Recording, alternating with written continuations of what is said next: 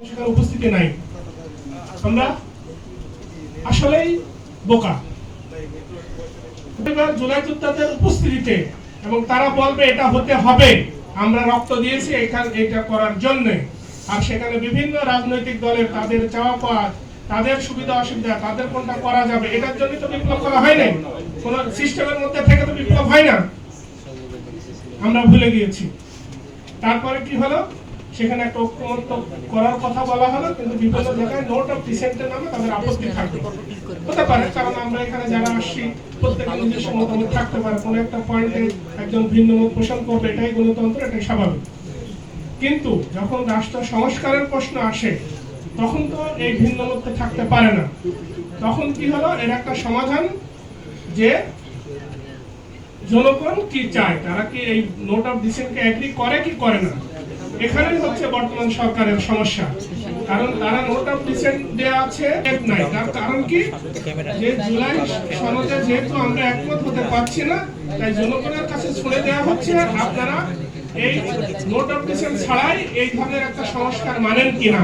এর নামই গণভোট, এবং এটাই জনগণ 69% ভোট দিয়ে সেখানে তারা গণভোটে হ্যাঁ নির্বাচন করে দিয়েছে।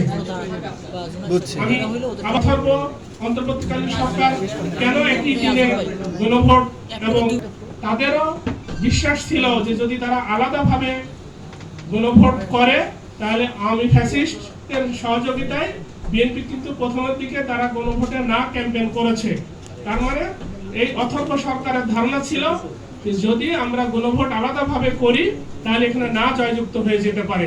তার জন্য তারা একসাথে করেছে যেন, এবং বিএনপির কাছে তারা একেবারে সমানে আত্মসমর্পণ করে শেষ পর্যন্ত তারা যে, আমি জানি না কিভাবে উনি লন্ডনে যে একজন রাষ্ট্রপ্রধান, যখন উনি তার কি দায় পড়েছে যে ওনাকে সেখানে যে তার সাথে মিটিং করতে হবে, কারণ তাদের প্রতিনিধিত্ব এখানে ঐক্যমত্য কমিশনের অনেক আছে, সেখানে আলোচনা হচ্ছে, কিন্তু ওনাকে কেন ছুটে যেতে হবে।